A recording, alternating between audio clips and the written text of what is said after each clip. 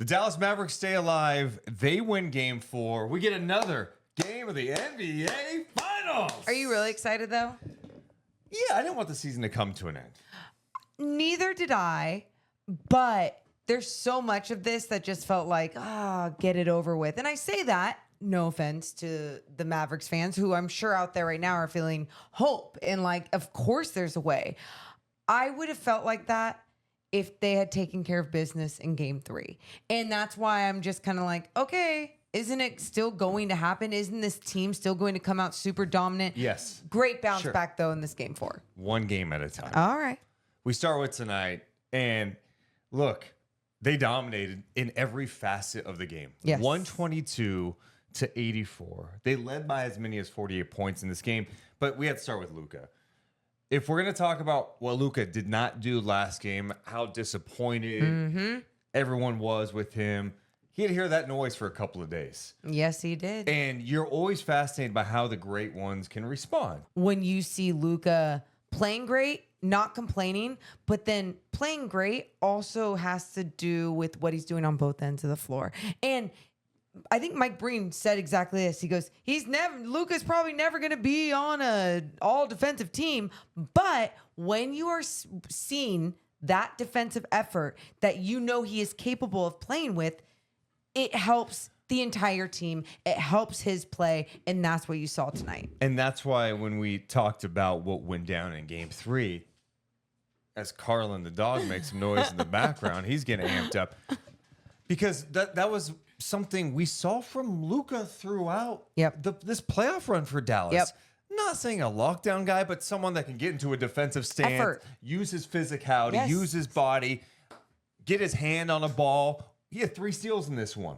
Wow. And so I just felt like his defensive engagement was incredible tonight. Agreed. It's a good bounce back performance for him after he was getting burned and burned and burned in game 3. And really this whole entire series, he showed up. And that's what you wanted to see. Like Dallas, throughout this run, and we talk so much about their defense, this looked more like the Dallas Mavericks defense. You're not going to hold Boston at 84 points. I get that. But we're talking about the intensity, keeping their man in front of them, not getting shredded in the paint tonight. Yep. I thought they did a much better job. A whole different story as a team. Because I even thought in that game 3 as a team, they started off the game doing a much better job, right? Like you saw the defensive intensity, everyone moving on a string. It was there for the Mavericks. And then it slowly went away as Luka was getting frustrated as the Celtics kept dominating. This game, it felt like they came out from the start and did it, and then they didn't lose it. It felt like it was deflating the Boston Celtics. Celtics were missing a lot of shots. That's also going to be something that's like self-inflicted at times. But a lot of it had to do with the Mavs making them work twice as hard for some of these shots that were so easy. Yes. Great rotations, contesting. So much more fun to watch. Jaylen Brown did not have clear pass to the basket in this one. You Drew could tell Holiday, he was thinking about it a little bit because Dallas was in the right spots defensively. And I thought they did a good job. Luka was frustrated last game, game 3.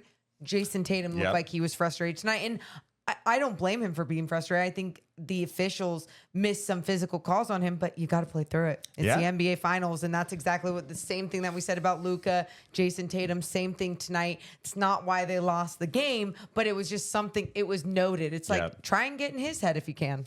So looking at Luka, this is like the best lesson for him possible. And you don't want these lessons to come in the NBA Finals.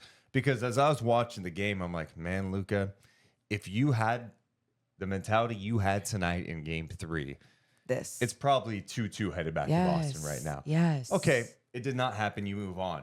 But like the lesson here is look at what happens when you are super engaged and locked in and not distracted and just playing your game. It wasn't just like, oh, he wasn't distracted with the officials. It was like the intensity he was playing offensively. He played with great pace. He was getting the ball up the floor tonight, super focused, attacking the basket, playing with physicality, and he made some shots tonight. But what's crazy about his night, he had 29 points. He was 0 for 8 from 3. But guess what? He had a great game tonight. I don't care about the 0 for 8 from 3 because he was doing everything else well tonight. and he got to chill in the fourth quarter. Yeah, and that's exactly what you want your star to do, especially going into a game 5 in the NBA Finals. But he went to the basket hard. I felt like at times there wasn't as much resistance from the Boston Celtics that we have seen, but it didn't matter because he made sure to get it done, to make those shots not only at the rim, but also in the paint, his turnaround jumpers. Even if he wasn't feeling the same type of defensive pressure from the Boston Celtics, he got it done. And that was the main point. And he wasn't the only one to get it done, which was nice. Big time performance by him in this one. And to your point, talking about the Celtics, and we saw this a little bit in the game 3 early on, felt like the Mavs were able to get some stuff inside. Dude, this Porzingis injury is looming large. And they say, Mazzulla says before the game tonight, Porzingis is available. But, it sounded like breaking case of emergency. Yeah. Well, you probably could have broken glass in case of emergency. He wasn't playing tonight. He was and that never was clear. playing. They go with kind of the same thing. And look, man, Horford had some good moments. Yeah. For sure. And Tillman did some nice things early on, trying to stay in front of Luka at times. But they were getting shredded. And not having Porzingis' rim protection. Oh, my. Just the threat of him out there. You could tell Dallas is feasting a little bit. Well, that's why.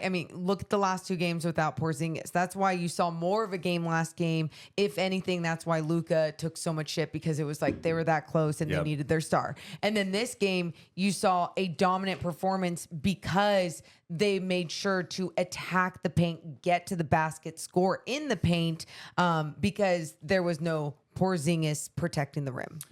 60? I have to double check this now because I'm almost. I know the 60 points in the paint is correct. No, I just checked it. Okay. 60 to 26 points in the paint. Big difference. In favor of Dallas. 60 to 26. Dallas in the paint. 30 for 49.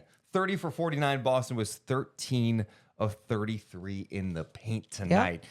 That's where we got to talk more about Derek Lively's impact in this game. Oh, Derek Lively was a monster. His best finals game, and started early when he came in. Instant energy. Yep. You felt the shift. Kid goes to him like the 9:30-ish mark of the first quarter. This guy hits a corner 3. Oh yeah, his first 3 of his career. They said on the broadcast tonight. But he was everywhere defensively, offensive rebounds. He ends up with a double-double. He had 12 rebounds to go along with 11 points. Yeah. 7 of those rebounds were offensive rebounds. He was magical. And from the standpoint of not just being, he wasn't the star player out there. He was doing all the things that they needed to feel uplifted, to get this type of game where they had this dominant performance, and he just was relentless, never gave up, was going after every single loose ball, every single second chance opportunity. And on top of that, he was in the right place at the right time to get some of those lobs from Kyrie, from Luka, and whoever else. And I loved Lively's minutes out there, and he's the reason why one of the reasons why this team is still alive. Call my favorite Lively plays tonight. So he comes in, hits the 3. Down the other end, he blocks Tillman. Yeah. Then that next play down for Dallas, Kyrie throws him a lob for the jam, and the place is just going crazy.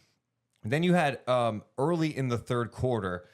Look, I know Boston's down. It's 61-35, but also we're going, man, this is the NBA. We've seen big leads evaporate. You want to come out the right way.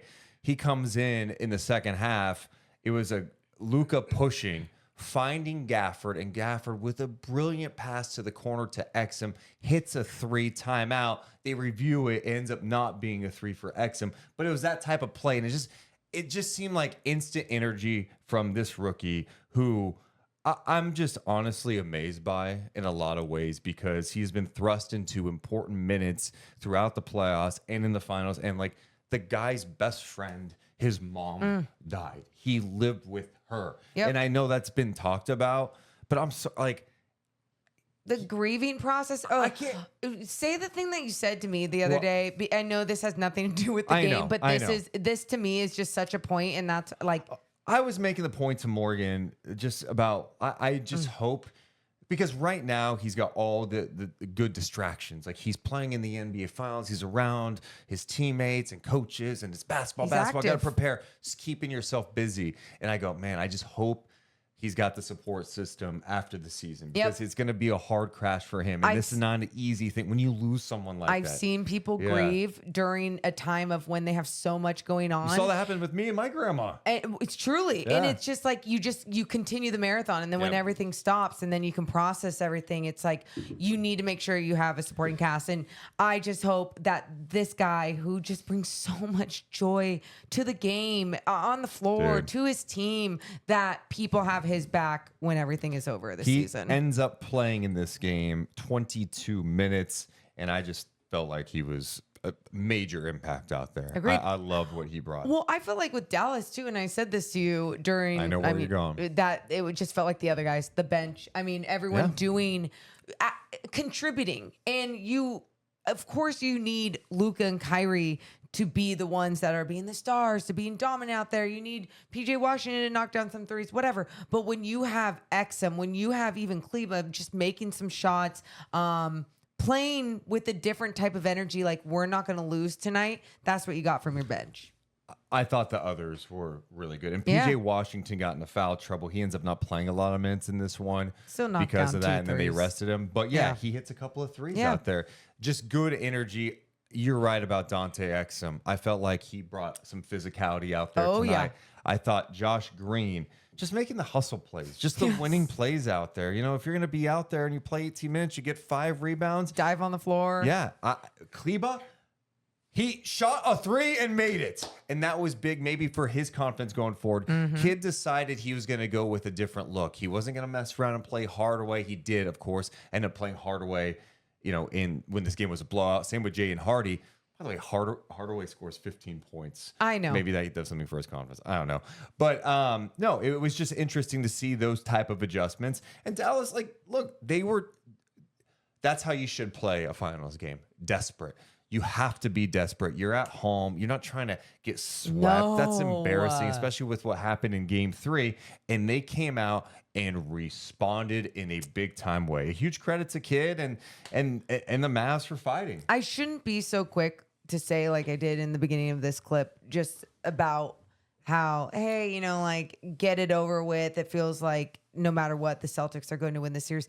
One, you never know what could happen. But the reason why I go in that direction is more because of the eye test, the dominant play that we have seen from the Celtics. Yeah. I've said to you over and over again, it's like, oh my God, they just seem like the best team in the NBA. They are making this team look bad. And tonight, it felt like they weren't playing their best game. And finally, the Mavs look like themselves. But there's also something for me. Look, you're right. Prisoner of the moment here, but I'm going, man, the fourth quarter wasn't really good for Boston either in game 3. They had a fight and claw just to hang on.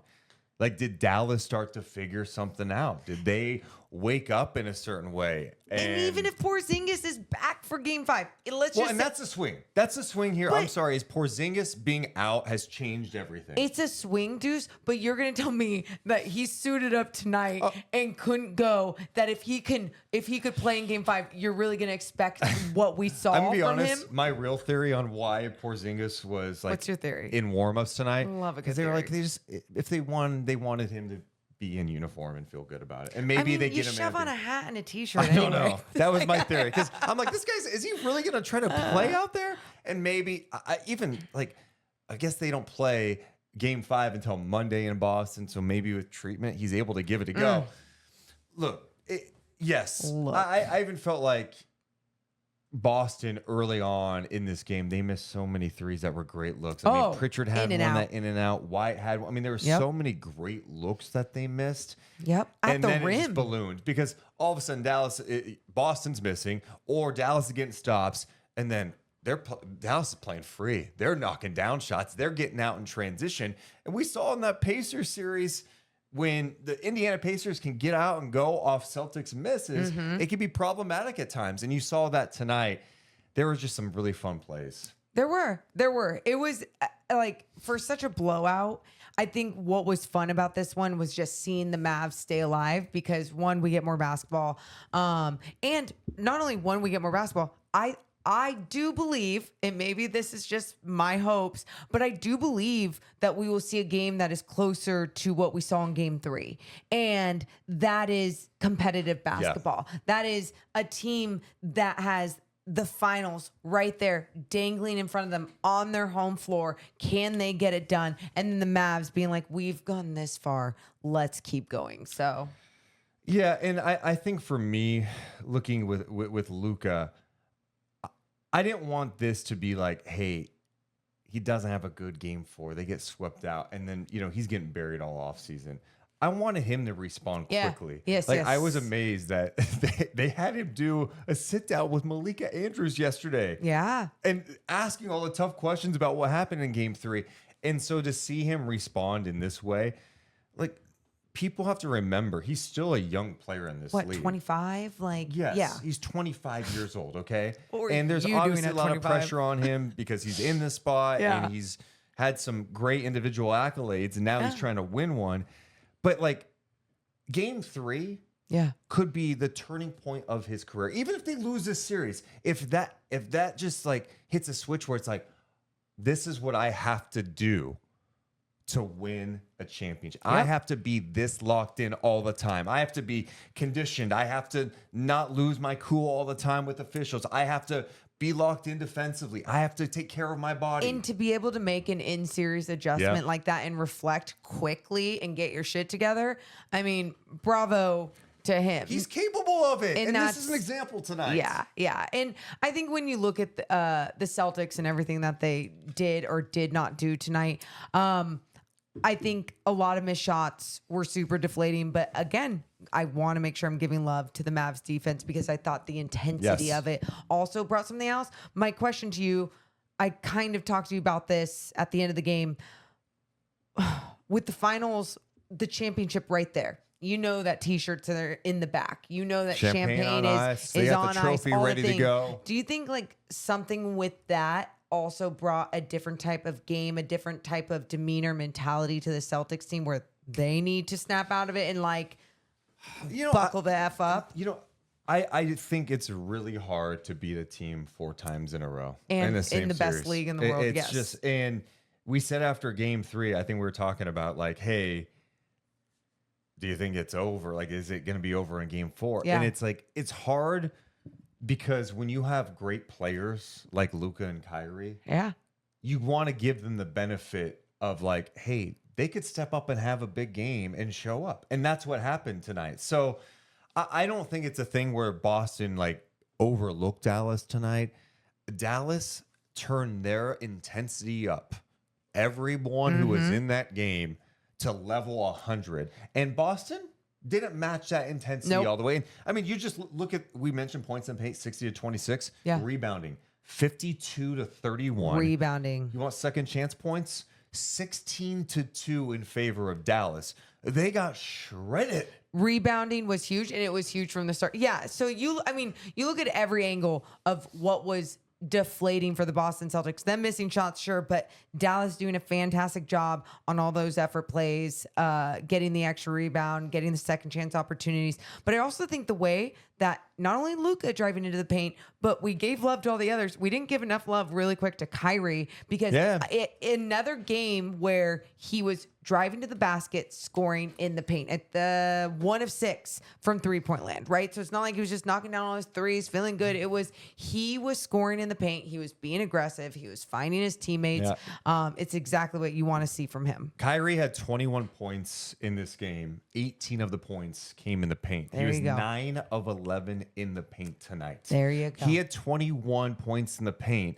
Boston as a team had 26 in this one. So yeah, I'm completely with you. And one of my other random favorite stats. What? So Dallas actually has a game where they make more threes than Boston. It was by 1. Okay. They were 15 of 37 in this game from 3. That's 40%.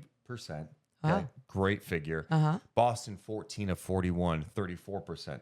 Let me go back to the 15 made threes from Dallas. Okay. That's on a night where Kyrie and Luka were 1 of 14 from 3.